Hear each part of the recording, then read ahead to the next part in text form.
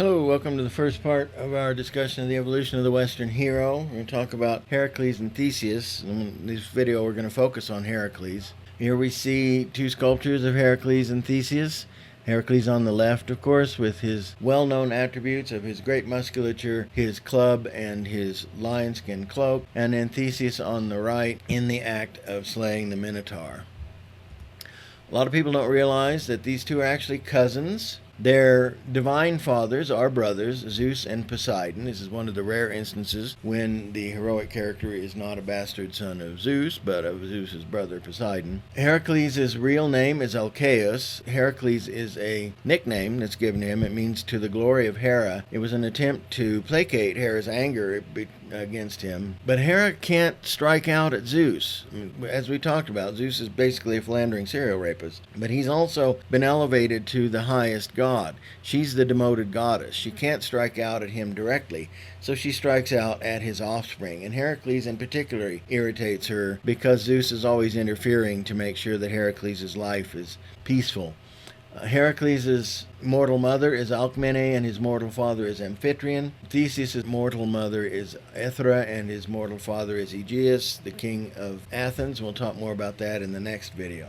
It's important to know some background about Heracles. He is the son of Zeus, and he was born with heroic qualities. One of the early stories that's told about him is that Amphitryon tested him when he was young. And the reason why this happened was that the Greeks believed at this time in history that it was possible for a woman to become pregnant by more than one man at the same time. And so when a woman gave birth to twins, there was some question often. She had some explaining to do. And so Heracles is born a twin with his half-brother Iphicles, and Amphitryon believes that at least one of those isn't his, and he's got a suspicion as to which one it is. So he's the one that actually put the snakes in the crib, and comes back later, and there's baby Heracles sitting there with two dead snakes in his hands, and Amphitryon says to himself, well, that one isn't mine. And of course he can't do anything to him. He obviously is the son of Zeus, not going to tick off the king of the gods. So Heracles is born with these heroic powers from the beginning. And so the true story of how Heracles comes to be the heroic character that we know is what we're going to focus on today. This is the part of the world in which all of this occurs. This is the Peloponnesus, the Attic Peninsula where Athens is located, and Crete down here with Knossos, and that is instrumental in the Theseus story that we'll talk about next in the next video. The Heraclean stories probably come from around this time period, 1900 to 1200 BCE, in the Mycenaean period. At least the Monster Slayer versions, and we'll talk more about that here in a moment. This period ends with the Bronze Age collapse sometime around 1200 to 1170 BCE, followed by the Greek Dark Age, about a 300-year period, which is a true Dark Age. The Greeks were reduced to largely hardscrabble existence, trying to make a living in very uncooperative surroundings. Then we see the Geometric Period, so-called because of the dependence on geometry in the decoration of their earthenware, runs from about 900 to 700 BCE. The Archaic Period from 600 to 480 BC is when we begin to see influences of Greek interaction with other civilizations in the region, in particular Egyptian. We see a lot of influence in Greek art from the Egyptian styles. Then we have the Hellenic period. Hellas is the Greek name for Greece. Greece is actually a Latin word. The early classical period from 479 to 450, when the Greeks begin to develop a culture of their own and begin to produce literature and artworks that are very definitely, clearly Greek. And then the High Classical period from 450 to 400, which is what we usually think of when we think of the ancient Greeks. This is the period of the great philosophers, some of the early mathematicians, geometers, and so forth. This is followed by the Hellenistic period. So here, Hellenic means Greek, Hellenistic means Greek-like. This is the Macedonian period from 408 to 323 BCE, involving the reigns of Philip II and Alexander, which we'll talk about in later videos. In the 8th century BCE, Homer composes the Iliad and the Odyssey. The Iliad is the account of the end of the Trojan War, which I'm going to talk about here in a moment.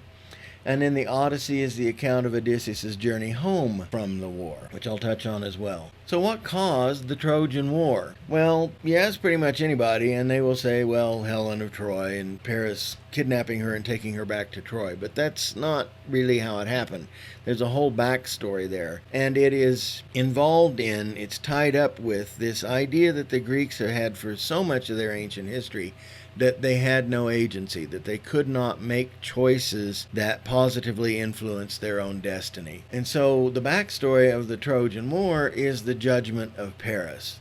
Three goddesses are debating amongst themselves as to who is the most beautiful. And depending on the version that you read or you hear, those goddesses will be different, except that Aphrodite is always one of them.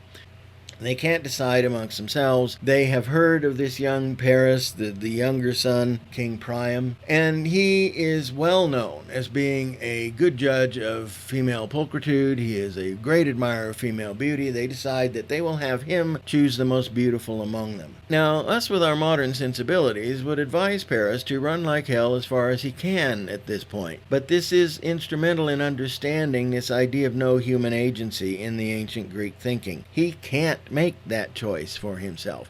He can't decline to participate. Once these goddesses decide to involve him, all he can do is play it out. He's got to make the choice. So there he is, set up as judge, and in true democratic fashion, the three goddesses begin to bribe him to choose them. And Aphrodite bribes him with the love of the most beautiful woman in the world. If you will choose me, I will make the most beautiful woman in the world fall in love with you. And Paris, being a healthy young man, thinks that sounds like a pretty good deal, so he awards this golden apple to Aphrodite, who immediately does exactly what she has promised. And again, this is an important point to recognize about Greek mythology at this time in history. One of the few limitations they put on their gods was that if a god makes a promise, it has to keep it. And so Athena keeps her promise. She makes the most beautiful woman in the world fall in love with Paris. The problem is the most beautiful woman in the world is Helen, and Helen is already married to King Menelaus of Sparta, where Paris and Hector are on a diplomatic mission. And again, this is important to recognize because Aphrodite doesn't care about that detail. The most beautiful woman in the world is Helen. She has made the most beautiful woman in the world fall in love with Paris, which is what she promised to do. That whole thing of her already being married, that's a human problem. You got to deal with that. She's done what she said she would do. So, when Paris and Hector return to Troy, Helen goes with them. King Menelaus goes running to his brother Agamemnon of Mycenae, and Agamemnon builds the largest fleet of triremes the world had ever seen to that point. This is where the expression, the face that launched 1,000 ships, comes from, and they go off to Troy to rescue Helen. The other epic that Homer composed was the Odyssey, and this is the journey of Odysseus back from Ilium or Troy back to Ithaca, where his home was. And this is the route, this is where he has to go, but this is the route that he takes. And the reason why is again reflective of this idea that you don't have any choice and any agency in your own life. He keeps irritating the deities, particularly Athena, and she keeps throwing obstacles in his way, causing storms to come up and blow him off course and so forth. And so he has to just put up with these until finally he manages to get home. Herodotus is known as the father of history because he was one of the first to start writing down these stories of the Greeks that gave them a sense of their ancestry, that gave them a sense of their ethnic solidarity. But he based his histories on Homer and mythology and legend from 800 years before he was born, so there's no human agency in his histories. And we see this reflected in the stories that we've already looked at. Human beings just reacting to what the gods get up to and not really having any choice in the matter. So in this period after the 5th century BCE, as we move into the classical period of Greek history, we begin to see a transition out of the ancient monster slayer hero that Campbell talked about into a more humanist hero, a character that has some choice, that is able to use its wits to get itself out of problems instead of just straight up violence. And the great example of this is Heracles, being this bridge between the monster slayer to the humanist heroic. So that's what I want to focus on for the rest of this video. By conquering dangerous archaic forces, Heracles is said to have made the world safe for mankind and to be its benefactor. However, he also used his wits on several occasions when his strength did not suffice. So he's not just a straight-up monster slayer. He's known for his many adventures, and one of these cycles is known as the 12 Labors.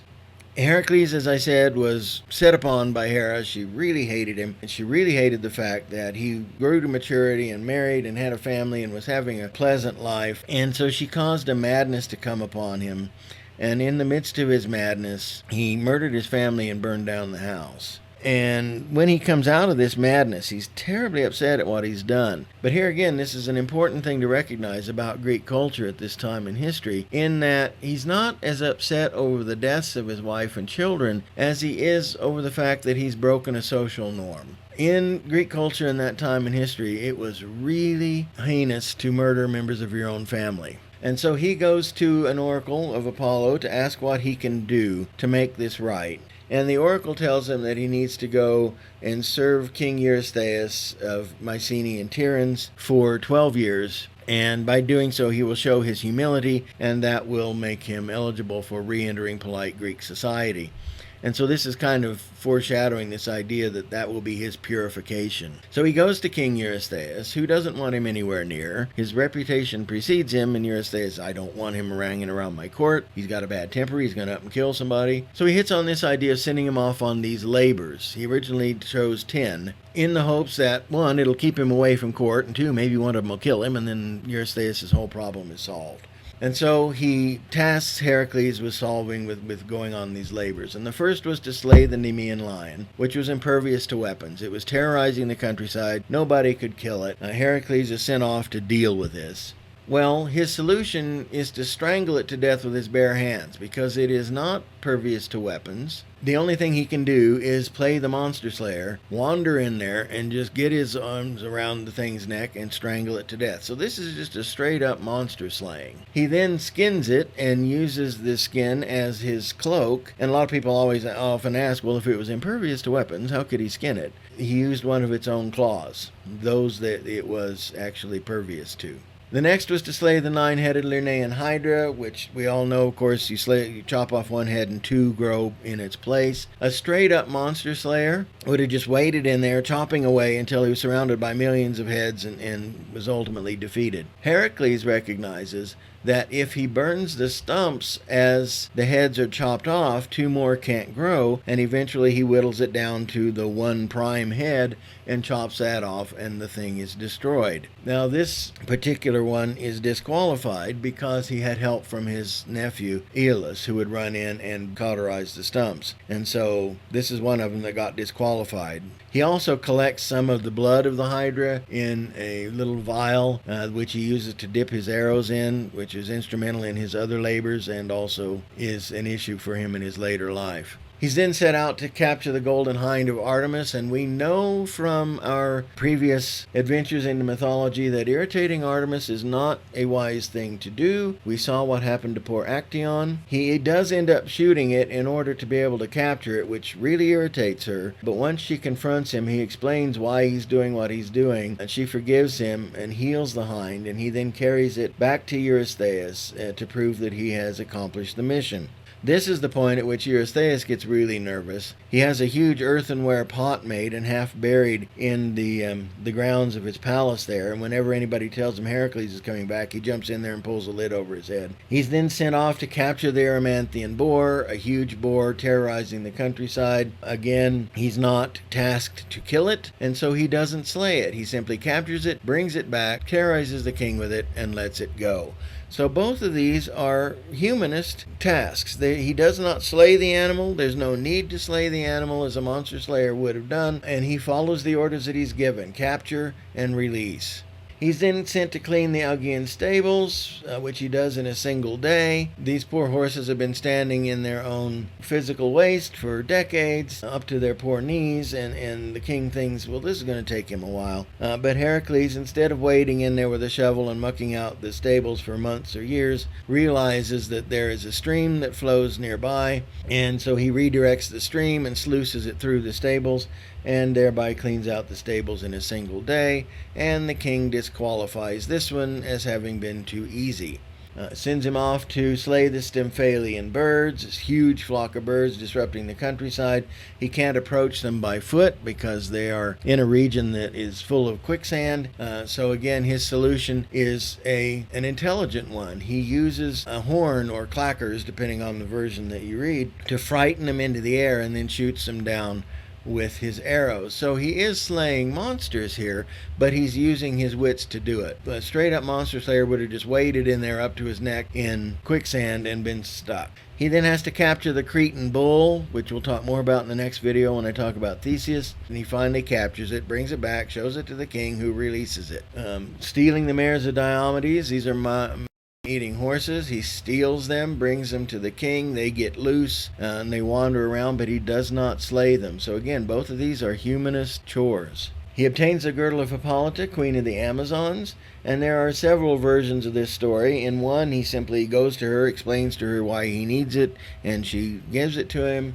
In another one, he seduces her, and when she is sated, he steals it from her. And in a third, he actually kills her for it. But in any case, this is not a straight-up monster slaying. He's dealing with another person, and he's using wits and guile, or diplomacy. He obtains the cattle of the monster Geryon. Again, these end up getting turned loose and terrorizing the countryside, but he does not slay them. He does slay the monster with the arrow dipped in the poison of the Hydra, but he does not slay the cattle themselves. So this is a mixed one. There is a monster slaying, but there's also the humanist element of not killing the cows that he doesn't have to kill. Stealing the apples of the Hesperides, these golden apples. The Hesperides are the nieces of Atlas, who is holding up not the earth, but the sky. Every printed atlas you've ever come across has misled you about that. And so he goes to Atlas because he figures that the Hesperides will probably give the apples to their uncle, where they might not give them to him. And so he goes to Atlas and asks for help. And Atlas says, sure, I'd be happy to help you, but you're going to have to hold this for me. And so he hands the sky to Heracles and trundles off and goes and visits his nieces, and they give him the apples, and he's on his way back to Heracles there, and it occurs to him that it feels pretty good not to be holding up the sky. He's been doing it for a long time. I think I'm due for a vacation. I'll just let Heracles take this on for a time. And so he gets back to Heracles, and he explains what he's decided to do, and Heracles has to think fast. He says, well, you know what? You do probably deserve a vacation. I'm doing good with this, but my cloak is a little bunched up on this shoulder. Can you hold this while I adjust it? Atlas takes the sky back. Heracles picks up the apple, says thank you very much, and trundles off on his way. So he has to use his wits very quickly there to get out of being trapped holding up the sky for as long as Atlas wants to leave him doing it. So he tricked him into helping. He had to use his wits. And the final labor that he's sent on is to bring back Cerberus, or Kerberos if you want to be correct about it, from Hades. And here again, he captures him and brings him back, terrorizes the king with him, and lets him go. He does not use any sort of monster slaying here in order to accomplish this. He basically just goes down to Hades, says to the brother of Zeus, may I please borrow your dog? And Hades says, yeah, fine, bring him back when you're done with him. And so again, this is not a monster slaying. This is a humanist labor where he does as he is told. He does not slay an animal that he doesn't need to, and goes about his merry way. And then after this, he is done with his labors. He's served the king for 12 years, and now he is free to go back and have a normal life, which we'll talk more about later. So I want to end on this note here. We have here an image of Cerberus as a puppy guarding the gates to Hec.